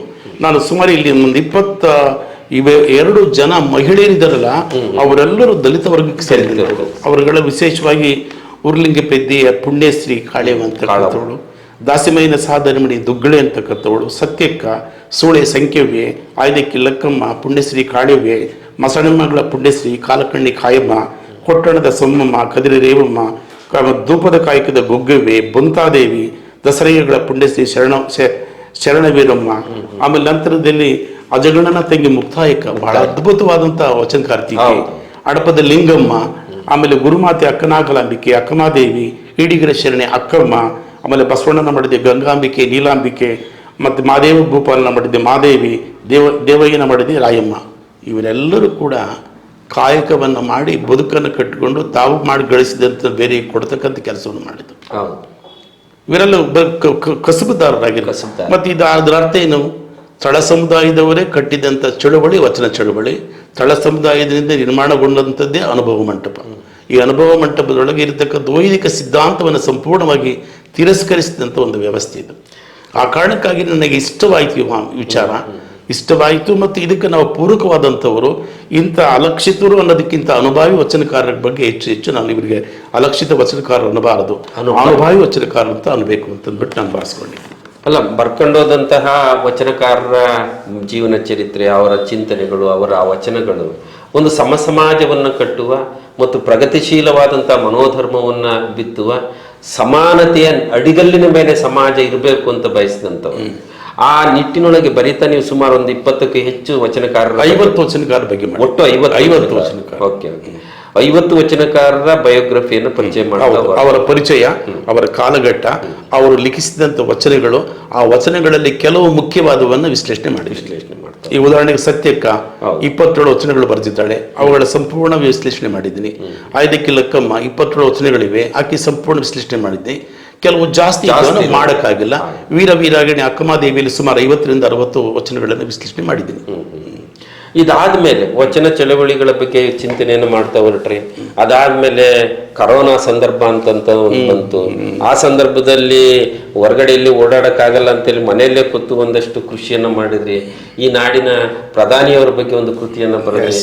ಆ ಕೃತಿ ಮತ್ತು ಅದನ್ನ ಬರಿಬೇಕು ಅಂತ ಪ್ರೇರಣೆ ಆಗಿದ್ದು ಹೇಗೆ? ನಿತ್ಯ ಪತ್ರಿಕೆಗಳು ಓದ್ತಿದ್ವಿ. ಆಮೇಲೆ ಪತ್ರಿಕೆಯನ್ನ ಮನೆ ತರಿಸಕ್ಕೆ ಎದುರುತ್ತಿದ್ರು ಆ ಕಾಲದಲ್ಲಿ, ಕೊರೋನಾ ಸಮಯದಲ್ಲಿ. ಟಿವಿ ಮುಂದೆ ಕೂತ್ಕೊಳ್ತಿದ್ವಿ. ಟಿವಿ ಮುಂದೆ ಕೂತ್ಕೊಂಡಾಗ ನಮಗೆ 2 ಗಂಟೆ ಟೈಮ್ ಹೋಗ್ತಿತ್ತು. ಒಂದು ರಾಮಾಯಣ, ಮತ್ತೊಂದು ಮಹಾಭಾರತ ಧಾರಾವಾಹಿ. ದಿನದಲ್ಲಿ ಹೊರಗಡೆ ಎಲ್ಲೂ ಹೋಗಂಗಿಲ್ಲ, ಮನೆ ಮೇಲೆ ಅಡ್ಡಾಡಬೇಕು, ಮನೆ ಮುಂದೆ ಹೋಗೋಕೆ ಭಯಪಟ್ಕೊಂತಿದ್ವಿ. 1 ಗಂಟೆ ರಾಮಾಯಣ ಓದ್ತಿದ್ವಿ, 1 ಗಂಟೆ ಮಹಾಭಾರತ ಓದ್ತಿದ್ವಿ. ಆಮೇಲೆ ನಂತರದಲ್ಲಿ ಸುದ್ದಿಗಳು ಬರ್ತಿದ್ವಲ್ಲ, ಆ ಸುದ್ದಿಯ ಸಂದರ್ಭದಲ್ಲಿ ಏನೇನು ಕ್ರಮಗಳನ್ನು ಜರುಗಿಸ್ಬೇಕು ಅಂತಕ್ಕಂಥದ್ದನ್ನು ಇತ್ತು. ಮತ್ತು ಆ ಸಮಯದಲ್ಲಿ ಇವತ್ತಿದ್ದಾಗ ಅವತ್ತಿನ ಸಮಯದಲ್ಲಿ ನರೇಂದ್ರ ಮೋದಿ ಇತ್ತು. ನರೇಂದ್ರ ಮೋದಿಯ ಕೆಲವು ವಿಚಾರಗಳನ್ನು ನಾನು ಪ್ರತಿ ದಿವಸ ಅಬ್ಸರ್ವೇಷನ್ ಮಾಡ್ತಾ ಇದ್ದೆ. ಮಾಡ್ತಿರೋದನ್ನೆಲ್ಲ ಗಮನಿಸ್ಕೊಂಡ್ಬಿಟ್ಟು ಆತನ ಬದುಕಿನಿಂದ ಹಿಡಿದ್ಬಿಟ್ಟು ಮುಖ್ಯಮಂತ್ರಿಯಾಗಿ ನಂತರದಲ್ಲಿ ಪ್ರಧಾನಿ ಆದಮೇಲೆ, ಪ್ರಧಾನಿ ಆದ ನಂತರದಲ್ಲಿ ಈ ಕೊರೋನಾ ಅಂತಕ್ಕಂಥದ್ರ ಬಗ್ಗೆ ಕೆಲವು ವಿಷಯಗಳನ್ನು ಏನು ಪ್ರಸ್ತಾಪ ಮಾಡಿದ್ರು, ನಾನು ಅಲ್ಲಿ ಗುಣಾತ್ಮಕವಾದ ವಿಷಯಗಳನ್ನು ಪ್ರಸ್ತಾಪ ಮಾಡಿದ್ದೀನಿ, ಜೊತೆಗೆ ನೆಗೆಟಿವ್ ಕೂಡ ಬರೆದಿದ್ದೀನಿ. ಈಗ ಬಹಳ ಜನ ನೀವು ನರೇಂದ್ರ ಮೋದಿ ಅವ್ರ ಬಗ್ಗೆ ಬರೆದಿದ್ದೀರಿ, ಅದಕ್ಕಾಗಿ ನಿಮಗೆ ಆ ಪ್ರಶಸ್ತಿ ತಪ್ಪಿತು, ಈ ಪ್ರಶಸ್ತಿ ತಪ್ಪಿತು ಅನ್ನೋದಕ್ಕಿಂತ ಆ ಪುಸ್ತಕ ಓದಬೇಕಾಗಿತ್ತು. ನಿರ್ಮಲಾ ಸೀತಾರಾಮನ್ ಅವರು ಫೈನಾನ್ಸ್ ಮಿನಿಸ್ಟರ್ ಆಗಿದ್ದರು. ಫೈನಾನ್ಸ್ ಮಿನಿಸ್ಟರ್ ಆದಾಗ ಅವರ ಗಂಡ ಪರಿಕಾಲ್ ಪ್ರಭಾಕರ್ ಅಂತಂದ್ಬಿಟ್ಟು ಅವ್ರ ಗಂಡ ದೊಡ್ಡ ಪೊಲಿಟಿಕಲ್ ಅನಾಲಿಸಿಸ್ಟ್ ಅಂತ, ಆಕೆ ಗಂಡನೇ ಈಕೆ ಸರಿ ಇಲ್ಲ, ಈಕೆ ಮಾರ್ಗದರ್ಶನ ಪಡ್ಕೊಳ್ಬೇಕು, ಯಾರಿಂದ ಪಡ್ಕೊಳ್ಬೇಕಾದ್ರೆ ಮನಮೋಹನ್ ಸಿಂಗ್ನಿಂದ ಪಡ್ಕೊಂಡ್ರೆ ದೇಶದ ಅಭಿವೃದ್ಧಿ ಆಗುತ್ತೆ, ಪಕ್ಷ ಭೇದವನ್ನು ಬಿಟ್ಟು ಆತನ ವಿದ್ವತ್ತನ್ನು ಬಳಸ್ಕೊಳ್ಳಿ ಅಂತಂದ್ಬಿಟ್ಟು ಅವರು ಒಂದು ಲೇಖನ ಬರೆದಿದ್ರು. ಆ ಲೇಖನವನ್ನು ಕೂಡ ಅದರೊಳಗೆ ಖಂಡಿತ. ಅವ್ರ ಮಗಳು ಕೂಡ ಅಷ್ಟೇ, ನನ್ನ ತಾಯಿ ಈ ರೀತಿ ಯೋಚನೆ ಮಾಡ್ತಾಳೆ, ಇದು ಈ ಭಾರತಕ್ಕೆ ಅನ್ವಯ ಆಗಲ್ಲ, ಇದನ್ನು ಈ ರೀತಿ ಹಿಡ್ಕೊಳ್ಬೇಕಂತಕ್ಕಂಥ ಅಭಿಪ್ರಾಯವನ್ನು ದಾಖಲೆ ಮಾಡಿದ್ವಿ. ಒಳ್ಳೆಯದನ್ನು ಎಲ್ಲಿದ್ರೂ ಸ್ವೀಕರಿಸಬೇಕು. ಡಿಮಾನಿಟೈಸೇಷನ್ ಬಗ್ಗೆನೂ ಕೂಡ ನಾನು ಪ್ರಸ್ತಾಪ ಮಾಡಿದ್ದೀನಿ. ಇದನ್ನು ಅವರು ಪ್ರಧಾನಿಗಳಿಗೆ ರೆಸ್ಪೆಕ್ಟ್ ಮಾಡಬೇಕು. ಅದರ ಜೊತೆಗೆ ಭೀಮ ಭಾರತ ಸತ್ಯ ದರ್ಶನದಲ್ಲಿ ನೆಹರು, ಲಾಲ್ ಬಹದ್ದೂರ್ ಶಾಸ್ತ್ರಿ, ಇಂದಿರಾ ಗಾಂಧಿ, ರಾಜೀವ್ ಗಾಂಧಿ, ಆಮೇಲೆ PV ನರಸಿಂಹರಾವ್, ಮನಮೋಹನ್ ಸಿಂಗು, ಚಂದ್ರಶೇಖರ್, ದೇವೇಗೌಡ ಎಲ್ಲರನ್ನೂ ಕುರಿತು ಆ ಸಂದರ್ಭದಲ್ಲಿ 2 ಪುಸ್ತಕ ಬಂತು. ನರೇಂದ್ರ ಮೋದಿಯ ಜೀವನಯಾನದ ಜೊತೆಗೆ ಇದು ಭೀಮ ಭಾರತ ಸತ್ಯ ದರ್ಶನ ಅಂತ 2 ಪುಸ್ತಕಗಳು ಬಂದವು. ಆ ಸಮಯದಲ್ಲಿ ನನ್ನ ಮಗ ನಾನು ನೋಡೋದನ್ನು ಗಮನಿಸಿ ಅವನು ಕೂಡ ಕೊರೋನಾ ಮತ್ತು ಭಾರತ ಅರ್ಥವ್ಯವಸ್ಥೆ ಪುಸ್ತಕವನ್ನು ಬರೆದವ. ಹಾಗಾದ್ರೆ ಈ ಅರ್ಥವ್ಯವಸ್ಥೆಯಲ್ಲಿ ನೀವು ಪ್ರೊಫೆಸರ್ ಆಗಿ ಕೆಲಸ ಮಾಡಿದವರು, ಈ ಹೊತ್ತಿನ ಟ್ರಂಪ್ ಆಘಾತ ಅನ್ನುವಂಥ ಒಂದು ಹೇಳಿಕೆಯನ್ನು ಕೇಳಿದ್ದೀರಿ. ಈ ಹೊತ್ತಿನ ಈ ಟ್ರಂಪ್ ಆಘಾತ ಭಾರತಕ್ಕೆ ಎಷ್ಟರ ಮಟ್ಟಿಗೆ ಮಾರಕ? ಭಾರತಕ್ಕೆ ಅದು ನಿಜಕ್ಕೂ ಮಾರಕವೇ. ಅದು ಮಾರಕ ಯಾವ ಕ್ಷೇತ್ರ ತಗೊಳ್ಳುತ್ತೆ? ಈಗ ನಾವು ಎಕ್ಸ್ಪೋರ್ಟ್ ಮಾಡ್ತೀವಿ. ಎಕ್ಸ್ಪೋರ್ಟ್ನ ಕಾನ್ಸೆಪ್ಟ್ ಏನು ಹೇಳುತ್ತಂದರೆ, ನಾವು ವಸ್ತುವನ್ನು ಬೇರೆ ದೇಶಕ್ಕೆ ಕಳಿಸಿದ ಮೇಲೆ ಅದರಿಂದ ಲಾಭ ಬರಬೇಕಂತ ಹೇಳ್ತೀವಿ. ಆದರೆ ನಾವು ಕಳಿಸೋ ವಸ್ತುವಿನ ಮೇಲೆ ದುಬಾರಿಯ ತೆರಿಗೆ ಹಾಕಿದರೆ ಆಗ ನಮ್ಮ ನಷ್ಟವೇನೋ ಲಾಭ ಏನಾಗಲ್ಲ. ಈ ಥರದ ಒಂದು ಪಾಲಿಸಿ ಇದೆ, ಎಕ್ಸಿಮ್ ಪಾಲಿಸಿ ಅಂತ ಹೇಳಿ, encouragement of the export, discouragement of the import. ನಾವು ರಫ್ತನ್ನು ಜಾಸ್ತಿ ಮಾಡಬೇಕು, ಆಮದನ್ನು ಕಡಿಮೆ ಮಾಡ್ಕೊಳ್ಬೇಕು. ಆಮದು ಯಾಕೆ ಕಡಿಮೆ ಮಾಡ್ಕೊಳ್ಬೇಕಾದ್ರೆ ನಾವು ಸಸ್ಟೈನಬಲ್ ಆಗಿ ನಾವು ಬೆಳೆದಿರ್ತೀವಿ. ಆ ಕಾರಣಕ್ಕಾಗಿ ನಾವು ಇಂಪೋರ್ಟ್ ಕಡಿಮೆ ಮಾಡ್ಕೊಂಡು ಎಕ್ಸ್ಪೋರ್ಟ್ ಮಾಡಿದ್ರೆ ನಮ್ಮ ಬಿಸ್ನೆಸ್ಸು ಹೆಚ್ಚಾಗ್ತದೆ. ಅಲ್ಲ, ಈಗ ಈ ಟ್ರಂಪ್ ಆಘಾತ ಇದೆಯಲ್ಲ, ಇದು ಒಂದು ದೇಶವನ್ನ ಎದುರಿಸಕ್ಕೋ ಅಥವಾ ತನ್ನ ಹಿಡಿತದಲ್ಲಿ ಇಟ್ಕೊಳ್ಳೋದಕ್ಕೋ ತನ್ನ ಕೆಳಗಿರ್ಬೇಕು ಅಂತ ಬಯಸಿದ್ದು, ಅಥವಾ ನಿಜವಾಗ್ಲೂ ಅದು ರಫ್ತಿನ ಮೇಲೆ ಅವರು ದುಡ್ಡು ಗಳಿಸ್ಬೇಕು ಅಂತ ಮಾಡಿದ್ದು? ಒಂದು ಸಣ್ಣ ಇತಿಹಾಸ ಇದೆ ಹೇಳಿ. 15ನೇ ಶತಮಾನದ ಪೂರ್ವದಲ್ಲಿ ಅಮೆರಿಕ ಇಡೀ ಜಗತ್ತಿಗೆ ಗೊತ್ತಿರಲಿಲ್ಲ. 15ನೇ ಶತಮಾನದ ಪೂರ್ವದಲ್ಲಿ ಅಮೆರಿಕ ಇಡೀ ಜಗತ್ತಿಗೆ ಗೊತ್ತಿರಲಿಲ್ಲ. ಆಮೇಲೆ ಜಿಯೋಗ್ರಫಿಕಲ್ ಡಿಸ್ಕವರಿ ಆದಮೇಲೆ ಅಮೆರಿಕ ಅನ್ನೋದು ಗೊತ್ತಾಯಿತು. ಅಮೆರಿಕಕ್ಕೆ ಹೋಗಿರೋರೆಲ್ಲರೂ ಕೂಡ ಏನಂದರೆ ಬೇರೆ ಬೇರೆ ದೇಶಗಳಿಂದ ಹೋದಂಥವು ವಲಸಿಗರ ದೇಶದ ಅಮೆರಿಕ. ಹೌದು, ಅದು ಯುರೋಪಿಯನ್ ಕಾಂಟಿನೆಂಟ್ನಿಂದ ಹೋಗಿದ್ದಾರೆ, ಏಷ್ಯನ್ ಕಾಂಟಿನೆಂಟ್ನಿಂದ ಹೋಗಿದ್ದಾರೆ, ಆಫ್ರಿಕನ್ ಕಾಂಟಿನೆಂಟ್ನಿಂದ ಹೋಗಿದ್ದಾರೆ. ಅದು ವಲಸೆ ದೇಶ ಆಗಿರೋದ್ರಿಂದ ಅಲ್ಲಿರ್ತಕ್ಕಂಥ ಕಲ್ಚರ್ ಇದರಲ್ಲಿ ತುಂಬ ಮಿಕ್ಸ್ ಆಗಿರ್ತಕ್ಕಂಥದ್ದು. ಆ ವಿದೇಶಿಗರು ನಮ್ಮ ಏನು ವಿದೇಶದಿಂದ ಹೋಗಿ ಇದ್ದಾರಲ್ಲ, ಅವರಿಗೆ ತಕ್ಕ ಹಾಗೆ ಕುಣಿಯತಕ್ಕಂಥ ಒಂದು ಆಟವನ್ನು ನೋಡ್ತೀವಿ. ಒಟ್ಟಾರೆ ಜಗತ್ತಿನ ದೊಡ್ಡಣ್ಣ ಅಂತ ಏನೊಂದು ಪರಿಚಯ ಆಗಿದಾರಲ್ಲ, ಆ ಪರಿಚಯ ಆಗಿರೋದ್ರೆ ಅಸ್ಟಾಬ್ಲಿಷ್ ಮಾಡ್ಕೊಳ್ಳೋಕೆ ಅವರು ಪ್ರಯತ್ನ ಮಾಡ್ತಾ ಇರ್ತಾರೆ. ಅದನ್ನ ಎದುರಿಸಿ ನಿಲ್ಲುವಂತ ಶಕ್ತಿ ಬೇರೆ ದೇಶಗಳಿಗೆ ಬರಬೇಕು. ಈಗ ಈ ಟ್ರಂಪ್ ಅವಾಂತರ ಕಡಿಮೆ ಆಗ್ತದೆ. ಈಗ ಭಾರತ ಆ ನಿಟ್ಟಿನಲ್ಲಿ ಒಂದು ದಿಟ್ಟ ಕ್ರಮ ತಗೊಳ್ಬತ್ತೆ ಅಂತ ಅನ್ಸುತ್ತೆ ನಿಮ್ಗೆ? ತಗೊಂಡ್ರೆ ಒಳ್ಳೇದು, ತಗೊಳ್ಬೇಕು ಅಂತ ಯೋಚನೆ ಮಾಡ್ತಿದ್ರೆ ತಗೊಂಡ್ರೆ ಒಳ್ಳೇದು. ಅಂದ್ರೆ ನಾವು ಸ್ವಾವಲಂಬಿಗಳಾಗಿ ನಮ್ಮ ಆರ್ಥಿಕ ಮಟ್ಟವನ್ನ ಮತ್ತು ನಮ್ಮ GDP ಏನಿದೆ ಅದನ್ನ ಹೆಚ್ಚಿಗೆ ಮಾಡ್ಕೊಳ್ಳೋದ್ರಿಂದ ನಮ್ಮ ದೇಶಕ್ಕೆ ಪ್ರಗತಿಗೆ ಪೂರಕ ಆಗುತ್ತೆ ಅಂತೇಳಿ ಭಾವಿಸ್ತೇವೆ. ಪೂರಕ ಆಗ್ತದೆ.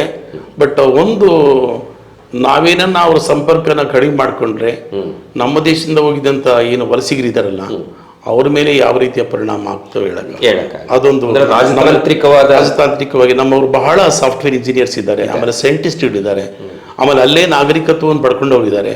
ಭಾರತದವರು ಅಂತಕ್ಕಂಥದ್ದನ್ನ ಬಂದರೆ ಈಗಾಗಲೇ ನಾವು ಮೊನ್ನೆಗೆ ನಡೆದಂಥ ಯುದ್ಧದಲ್ಲಿ ಕೆಲವು ಸ್ಥಳಾಂತರ ಆಯ್ತಲ್ಲ, ಹಂಗೆ ಆಗ್ಬೋದೇನೋ ಅಂತ ವರ್ಲ್ಡ್ ಗೌರ್ಮೆಂಟ್ ದ್ವಿಪಕ್ಷೀಯ ಮಾತುಕತೆ ಮತ್ತಷ್ಟು ಗಟ್ಟಿಗೊಳ್ಳಬೇಕು, ಸಮನ್ವಯ ಆಗಬೇಕು, ಹೊಂದಾಣಿಕೆಯಿಂದ. ಇದು ಒಂದು ಕಡೆಯ ಲಿಂಗಪ್ಪನವರ ಪರಿಚಯ, ಚಿಂತನೆಗಳು, ಬರವಣಿಗೆ, ಅಧ್ಯಯನ ಮತ್ತು ಬೋಧನೆ. ಇನ್ನೊಂದು ಕಡೆಗೆ ಬರೋದಾದ್ರೆ ಸಾಂಸಾರಿಕ ಬದುಕನ್ನ ಇಷ್ಟು ಸುದೀರ್ಘ ಕಾಲ ನಡೆಸಿಕೊಂಡು ಬಂದದ್ದು ನಿಮ್ಮ ಮನೆಯವರ ಸಹಕಾರ, ನಿಮ್ಮ ಮಕ್ಕಳ ಒಂದಷ್ಟು ಪರಿಚಯವನ್ನು ಮಾಡಿ. ನಾನು ನಿಮ್ಮ ಮುಂದೆ ಬಹಳ ಸತ್ಯ ಹೇಳ್ಬಿಡ್ತೀನಿ. ಇವತ್ತು ಅತ್ಯಂತ ಖುಷಿ ಮತ್ತು ನೆಮ್ಮದಿ ಮತ್ತು ಸಂತೋಷವಾಗಿರ್ಬೇಕನ್ನೋದಾದ್ರೆ ನಾನು ಮಾಡಿದ ಗಂಗಮ್ಮನವರು. ಓಕೆ. ಆಕೆ ಒಬ್ಬ ಪ್ರೈಮರಿ ಶಾಲೆಯ ಟೀಚರ್ ಮಗಳು. ತಂದೆ ಅಣ್ಣ ಮೆಡಿಕಲ್ ಕಾಲೇಜ್ನಲ್ಲಿ ಪ್ರೊಫೆಸರ್ ಆಗಿದ್ದವರು. ತರುವಾಯ ಸೀಜ್ ಹಾಸ್ಪಿಟ್ಲಲ್ಲಿ ಮಕ್ಕಳ ತಜ್ಞರಾಗಿ ವಯೋನಿವೃತ್ತಿ ಹೊಂದಿದ್ರು. ಅತ್ಯಂತ ಸೌಮ್ಯ ಸ್ವಭಾವದ ಹೆಣ್ಮಗಳು. ನನಗೆ ಇಬ್ಬರು ಹೆಣ್ಣುಮಕ್ಕಳು ತಂಗಿಯರು, ಒಬ್ಬ ಅಕ್ಕ, 3 ಜನ ತಮ್ಮ. ಅವರೆಲ್ಲರನ್ನ ಸಂಭಾಳಿಸಿದಂಥ ಮಾತಾಯಿ. ಆಕೆಯ ಪ್ರೇರಣೆ ಇಲ್ದಿದ್ರೆ, ನಾನು ಭಾಳ ಸರಿ ಹೇಳ್ತೀನಿ, ನನ್ನ ಕುಟುಂಬ ಇದೆಯಲ್ಲ, ನನ್ನ ಕುಟುಂಬ ಅಂದರೆ ನನ್ನ ಅಕ್ಕ ತಂಗಿಯರು ತಮ್ಮಗಳು ಇದ್ದಾರಲ್ಲ, ಇವ್ರು ಹೆಂಗಿದ್ದಾರೆ ಅಂತಂದರೆ, ಇವರು ಮೀನು ತಿನ್ನೋದು ಕಲ್ತಿಲ್ಲ, ಮೀನು ಹಿಡಿಯೋದು ಕಲ್ತಿದ್ದಾರೆ. ಓಕೆ. ನಮ್ಗೆ ಸರಲ್ಲಿ ಕುಂತಿದ್ದಾರೆ, ಮೀನು ತಿನ್ನೋದು ಕಲ್ತಿಲ್ಲ, ಮೀನು ಹಿಡಿಯೋದು ಕಲ್ತಿದ್ದಾರೆ. ಹೆಂಗೆ ಬದುಕನ್ನು ನಾವು ಕಟ್ಕೊಳ್ಬೇಕು, ಹೆಂಗೆ ಜನಗಳನ್ನು ಸಂಭಾಳಿಸ್ಬೇಕು, ಹೆಂಗೆ ನಾವು ಸಮಾಜದಲ್ಲಿ ಸ್ವಾಭಿಮಾನಿಗಳಾಗಿ ನಾವು ಕೂಡ ಬೇಡುವ ಕಲ್ಚರಿಂದ ದೂರ ಇರಬೇಕು ಅನ್ನೋದನ್ನು ನನ್ನ 3 ಜನ, 2 ತಂಗಿಯರಿಗೆ, ಒಬ್ಬ ಅಕ್ಕನಿಗೆ, 3 ಜನ ತಮ್ಮಗಳಿಗೆ ಕಲಿಸಿದ್ದೀನಿ. ಅವರ ಸಂತತಿಯು ಕೂಡ ಅಷ್ಟೇ ಚೆನ್ನಾಗಿ ಬೆಳೀತಾ ಇದ್ದಾರೆ.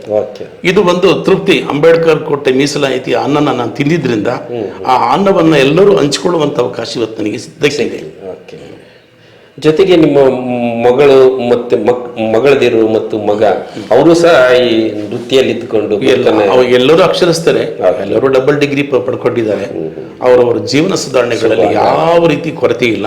ಈಗಾದ್ರೆ ಈಗ ಲಿಂಗಪ್ಪನವರು ನಿವೃತ್ತಿಯ ನಂತರದಲ್ಲಿ ಈ ಸಾಹಿತ್ಯ ಕ್ಷೇತ್ರದಲ್ಲಿ ಹೆಚ್ಚು ತೊಡಗಿಸ್ಕೊಂಡು ಹೋಗ್ತಾ ಇರೋದಕ್ಕೆ ಮತ್ತಷ್ಟು ಪ್ರೋತ್ಸಾಹ ಮತ್ತು ಮಾನಸಿಕ ನೆಮ್ಮದಿ ಇರೋದ್ರಿಂದ ಇದೆಲ್ಲ ಸಾಧ್ಯ. ಸತ್ಯ. ಜೊತೆಗೆ ಈ ಹೊತ್ತಿನ ಒಂದಷ್ಟು ತಲ್ಲಣಗಳನ್ನು, ಸಂಕೀರ್ಣಮಯ ಸನ್ನಿವೇಶಗಳನ್ನು, ಸಮಾಜದ ಬಾಂಧವ್ಯಗಳಲ್ಲಿ ಕಾಣುವ ಬಿರುಕುಗಳನ್ನು ನೋಡಿದಾಗ ನಿಮ್ಮ ಅನುಭವದ ಮೂಸೆಯಲ್ಲಿ ಒಂದು ಹಳ್ಳಿ ಅಥವಾ ಒಂದು ಕುಟುಂಬ ಅಥವಾ ಬಾಂಧವ್ಯ ಹೇಗಿದ್ರೆ ಚೆನ್ನಾಗಿ? ನಮ್ಮ ಬಾಲ್ಯದ ಬದುಕು, ನಮ್ಮ ಸಂಸಾರಿಕ ಬದುಕು, ನಮ್ಮ ವೃತ್ತಿಯ ಬದುಕಿನ ಇರುವ ಕಾಲದವರೆಗೂ ಅಷ್ಟು ಕೆಟ್ಟ ತಲ್ಲಣಗಳಿರಲಿಲ್ಲ. ಹೌದು. 2015 ನಾನು ನಿವೃತ್ತಿ ಆದಮೇಲೆ ಅಂತಲ್ಲ, ಇತ್ತೀಚಿನ ದಿನಮಾನಗಳಲ್ಲಿ ಒಂದು ಸಾಮಾಜಿಕ ವತಿಯಲ್ಲಿ ಒಬ್ಬರನ್ನ ಕಂಡ್ರೆ ಒಬ್ಬರನ್ನ ಗೌರವಿಸಿದಂಥ ಪರಿಸ್ಥಿತಿ ಇವತ್ತು ತುಂಬಿ ತುಳುಕ್ತಾ ಇದೆ. ಎಷ್ಟು ಸರಳವಾಗಿ ವ್ಯಕ್ತಿಗಳನ್ನ ಟೀಕೆ ಮಾಡ್ತಂದ್ರೆ ಅವನೇನು ಬರದಂದ್ಬಿಟ್ರೆ ಒಂದಾಗುತ್ತೆ, ಅವನು ಯಾವ ಜಾತಿಯವನು, ಹೌದು, 2 ಆಗುತ್ತೆ, ಅವನು ಯಾವ ಮಟ್ಟಕ್ಕೆ ಸೇರಿದವನು ಹಂಗಾಗುತ್ತೆ, ಅವನೇನು ಎಡಗೈನೋ ಬಲಗೈನೋ ಹಂಗಾಗುತ್ತೆ, ಅವನು ಹಿಂದುಳಿದವನೋ ಮುಂದುವರೆದವನೋ. ಈಗ ಅನಾವಶ್ಯಕವಾಗಿ ನಮಗೆ ನಮ್ಮ ವೃತ್ತಿ ಜೀವನದಲ್ಲಿ ನಮಗೆ ಬಸವರಾಜ್ ಅವರು, ಆಮೇಲೆ ನಮ್ಮ ತಿಪ್ಪೇಸ್ವಾಮಿಯವರು, ಗುರುಮೂರ್ತಿಯವರು, ಆಮೇಲೆ ಜಯಣ್ಣ, ದುರ್ಗೇಶ್, ನಾವೆಲ್ಲ ಅಲ್ಲಿ DC ಸರ್ಕಲ್ಗೆ ಇದ್ದರೆ ಯಾರು ಜಮನಾಗಿರುತ್ತೋ ಅವ್ರು ಖರ್ಚು ಮಾಡ್ಕೊಂಡು ಖುಷಿಯಾಗಿರ್ತಿದ್ವಿ. ನಮ್ಮ ತಲೆಗಳಿಗೆ ನಾವು ಯಾವ್ಯಾವ ಜಾತಿ ಎಂಬುದು ನಮಗೆ ಗೊತ್ತಿರಲಿಲ್ಲ. ನಮ್ಮ ಗುಡಿಹಳ್ಳಿ ಅಂತೂ ಕೆಲವೇ ವರ್ಷಗಳು ಈ ಊರಲ್ಲಿ ಇದ್ದರು. ಗುಡಿಹಳ್ಳಿ ನಾಗರಾಜ್ ಅವರು ಆ ಮನುಷ್ಯ ಗುಡಿಗೆ ಪಾಪ ಒಂದು ಕುಗ್ರಾಮ, ಅರ್ಪನಹಳ್ಳಿ ಹತ್ರ ಒಂದು ಕುಗ್ರಾಮದಿಂದ ಬಂದ ಮನುಷ್ಯ. ಬಡತನ ಅನ್ನೋದು ಕಿತ್ತು ತಿನ್ನೋದು ಬಡತನ. ಆತ ನನ್ನಂಗೆ ಒಬ್ಬ ಮೊದಲ ಅಕ್ಷರಸ್ಥ ಆಗಿದ್ದ. ಅವ್ರ ತಮ್ಮಗಳನ್ನ ತಂಗಿಯರನ್ನ ಅವ್ರ ಜೀವನ ಕಟ್ಟೋದೇ ಆತನ ಹೋರಾಟ ಆಯಿತು. ಪತ್ರಿಕೆಯೊಳಗೆ ಅತ್ಯಂತ ಬ್ಯಾಲೆನ್ಸ್ ಆಗಿರೋಂಥ ಪ್ರಜಾವಾಣಿ ಪತ್ರಿಕೆಯನ್ನು ಯಾವ ರೀತಿ ಸುದ್ದಿಗಳನ್ನು ಮಾಡಬೇಕು, ಯಾರದ್ದು ಮಾಡಬೇಕು ಅನ್ನೋದನ್ನು ನೀಟಾಗಿ ಮಾಡ್ತಕ್ಕಂಥ ಅಂಥವ್ರ ಸಂಪರ್ಕ ಇದ್ದಿದ್ದರಿಂದ ಈ ಚಿತ್ರದುರ್ಗದಲ್ಲಿ 90ರ ನಂತರದಲ್ಲಿ ನಾವು ರಾಜ್ಯ ಮಟ್ಟದ ಬಂಡಾಯ ಸಾಹಿತ್ಯ ಸಮ್ಮೇಳನವನ್ನು ಮಾಡಿದ್ವಿ. ಅದು ಮಾಡಿದಾಗ ಎಲ್ಲರೂ ಯಾರನ್ನು ಬಿಟ್ಟಿದ್ದಿಲ್ಲ. ನಾವು ಈಗ ಚಣ್ಮುಖಪ್ಪ ಆಗಿರ್ಬೋದು, ನಮ್ಮ ಶಾ ಮಂಜುನಾಥ್ ಆಗಿರ್ಬೋದು, ಮತ್ತು ನಮ್ಮ ಔಬಲಪತಿ ಆಗಿರ್ಬೋದು, ಬಸವರಾಜ್ ಆಗಿರ್ಬೋದು, ನಾವು ಯಾರನ್ನೂ ಬಿಟ್ಕೊಂಡವರಲ್ಲ. ಆವತ್ತು ಹೆಂಗೆ ಬದುಕಿದ್ವೋ ಇವತ್ತು ಹಂಗೆ ಬದುಕ್ತಿದ್ವಿ. ಏನೇನು ನಮ್ಮ ವೈಯಕ್ತಿಕ ಬದುಕಿನಲ್ಲಿ ನಮ್ಮ ಬೇರೆ ಬೇರೆ ಆಗಿದ್ದೀವಿ, ಅಷ್ಟು ಬಿಟ್ಟರೆ ಏನಿಲ್ಲ ಅಂತ ಒಂದು ವಾತಾವರಣ. ಇವತ್ತು ಬಹಳ ತಲ್ಲಣ ಬಿಡಲ್ಲ. ಆಮೇಲೆ ಸುಳ್ಳುಗಳಂತೂ ತುಂಬಿ ತುಳುಕ್ತಾ ಇದ್ದಾವೆ. ಪತ್ರಿಕೆಯಲ್ಲಿ ನಾವು ಏನನ್ನು ಓದ್ಬೇಕನ್ಸಿದ್ರೆ ಓದ್ಬೇಕನ್ಸೋದಿಲ್ಲ. ಒಂದು ಪತ್ರಿಕೆಯಲ್ಲಿ ಒಂದು ವರದಿ ಇದ್ರೆ ಇನ್ನೊಂದು ಪತ್ರಿಕೆಯಲ್ಲಿ ಅದಕ್ಕೆ ವ್ಯತಿರಿಕ್ತವಾದ ವರದಿ. ಆಮೇಲೆ ಮಾಧ್ಯಮಗಳಲ್ಲಂತೂ ಅದ್ರ ಬಗ್ಗೆ ಹೇಳೋಕ್ಕೆ ಆಗಲ್ಲಂತೂ ಇಷ್ಟು ವಾತಾವರಣ ಕೆಲವು ಸಂದರ್ಭದಲ್ಲಿ ಮಾಧ್ಯಮಗಳನ್ನು ಒಡೆದೇ ಬಿಟ್ಬಿಟ್ಟಿದ್ವಿ ಯಾಕೆ ಬೇಕಂತ. ಆಮೇಲೆ ಒಂದ್ ಕಡೆ ಏನಾಗಿದೆ, ನಾವು ಆರ್ಥಿಕವಾಗಿ ಮತ್ತು ನೌಕರಿಯಲ್ಲೋ ಮತ್ತು ಸಾಮಾಜಿಕ ಸ್ತರದಲ್ಲೋ ಮೇಲೆತ್ತರಕ್ಕೆ ಬೆಳೀತಾ ಇದ್ದೇವೆ, ಆದ್ರೆ ಮೌಲ್ಯಗಳ ದೃಷ್ಟಿಯಿಂದ ಸಂಬಂಧಗಳ ದೃಷ್ಟಿಯಿಂದ ಬಹಳಷ್ಟು ಅಲ್ಲೋಲ ಕಲ್ಲೋಲಗಳನ್ನು ಕಾಣ್ತಾ ಇದ್ದೇವೆ. ಹೌದು, ಸತ್ಯ. ಹಾಗಾದ್ರೆ ಯುವ ಜನಾಂಗ ಹೇಗಿದ್ರೆ ಚಂದ ಅನ್ಸುತ್ತೆ ಸರ್? ಅವರು ಅವ್ರ ತಂದೆ ತಾಯಿಗಳು ಹೆಂಗೆ ಬದುಕಿದ್ರು ಅವ್ರ ಮಾದರಿಯನ್ನು ಅನುಸರಿಸಬೇಕು. ಅವರು ಹಿಂತಿರುಗಿ ನೋಡಬೇಕು. ಯಾಕಂದ್ರೆ ಒಂದು ಹುಲ್ಲು ದರ್ಬೆಯಾಗಿ ಅವ್ರ ತಂದೆ ಮೇಲಕ್ಕೆ ಬಂದಿದ್ದಾನಂದ್ರೆ ಆ ದರ್ಬೆ ಈ ಮಟ್ಟಕ್ಕೆ ಬಂದಿದೆ ಅಂದಾಗ ಅದನ್ನ ಹಿಂದಿನ ಚರಿತ್ರೆ ಓದ್ಬೇಕು. ಅದಕ್ಕೆ ಅಂಬೇಡ್ಕರ್ ಒಂದು ಮಾತಾಡ್ತಾರೆ, ಚರಿತ್ರೆ ಅರಿದವನು ಚರಿತ್ರೆ ನಿರ್ಮಿಸಲಾಗಲ್ಲ. ಚರಿತ್ರೆ ಓದ್ದವನು ಚರಿತ್ರೆಯನ್ನು ಹೆಂಗೆ ಕಾಡ್ತಾನೆ, ಅವನು ಚರಿತ್ರೆ ತಿಳ್ಕೊಳ್ಬೇಕಾಗುತ್ತೆ ಅವನು. ಸರ್, ಲಿಂಗಪ್ಪ ಸರ್ ಹತ್ರ ಅಗಾಧವಾದಂತಹ ಒಂದಷ್ಟು ವಿಚಾರಗಳಿದ್ದಾವೆ, ಒಂದಷ್ಟು ಚಿಂತನೆಗಳಿದ್ದಾವೆ, ಮುನ್ನೋಟದ ಬಗ್ಗೆ ಕಳಕಳಿ ಇದೆ. ಮಾತನಾಡ್ತಾ ಹೋದರೆ ಸಾಕಷ್ಟು ಸಮಯದ ಮಿತಿ ಇರೋದ ಕಾರಣಕ್ಕಾಗಿ ನಾವು ಇವತ್ತಿನ ಈ ಒಂದು ಸಂದರ್ಶನವನ್ನು ಇಲ್ಲಿಗೆ ಮುಕ್ತಾಯ ಮಾಡ್ತಾ ಇದ್ದೇವೆ. ನಮ್ಮ ಕರೆಗೆ ಹೋಗ್ಬಿಟ್ಟು ಇವತ್ತು ಬಿಸಿದ್ದಿ ವಾಹಿನಿಯ ನ್ಯೂಸ್ ಪೋರ್ಟಲ್ ಅವರ ಈ ಮಾತುಕತೆಯಲ್ಲಿ ಒಂದಷ್ಟು ಮನದಾಳದ ಮಾತುಗಳನ್ನು ನಮ್ಮೊಂದಿಗೆ ಹಂಚಿಕೊಂಡಿದ್ದೀರಿ. ನಿಮ್ಮ ಅನುಭವ ಮತ್ತು ನಿಮ್ಮ ಹಿರಿತನ ಇತರರಿಗೆ ಮಾದರಿಯಾಗ್ತಾ ಚಿತ್ರದುರ್ಗದ ಒಂದು ಸಾಹಿತ್ಯಿಕ ವಾತಾವರಣವನ್ನು ಮತ್ತಷ್ಟು ಸಂಘಟನೆಯತ್ತ ಸಮಚಿತ್ತದಿಂದ ಕಟ್ಟಿ ಬೆಳೆಸುವಂಥ ನಿಟ್ಟಿನಲ್ಲಿ ನಿಮ್ಮ ಮಾರ್ಗದರ್ಶನ ಕಿರಿಯರಿಗೆ ಸಿಗಲಿ ಅಂತೇಳಿ ಆಶಿಸ್ತಾ ನಿಮಗೆ ಈ ಕಾರ್ಯಕ್ರಮಕ್ಕೆ ಆಗಮಿಸಿದ್ದಕ್ಕಾಗಿ ಹೃದಯಪೂರ್ವಕ ವಂದನೆ, ಅಭಿನಂದನೆ. ನಾನು ಕೂಡ ಅಷ್ಟೇ, ನನ್ನ ಮೇಲೆ ಪ್ರೀತಿ ಇಟ್ಟು ಕರುಣೆ ಇಟ್ಟು ನನ್ನನ್ನು ಈ ವಾಹಿನಿ ಕರೆಸಿಬಿಟ್ಟು ನನ್ನ ತೊದಲು ನುಡಿಗಳನ್ನು ಮಾತನಾಡಿಸ್ಲಿಕ್ಕೆ ಅವಕಾಶವನ್ನು ಕಲ್ಪಿಸಿಕೊಟ್ಟಿದ್ದೀನಿ. ಅದಕ್ಕಾಗಿ ವಿಶೇಷವಾಗಿ ನಿಮ್ಮ ವಾಹಿನಿಗೆ ಅನಂತ ನಮಸ್ಕಾರ ಹೇಳ್ತಾ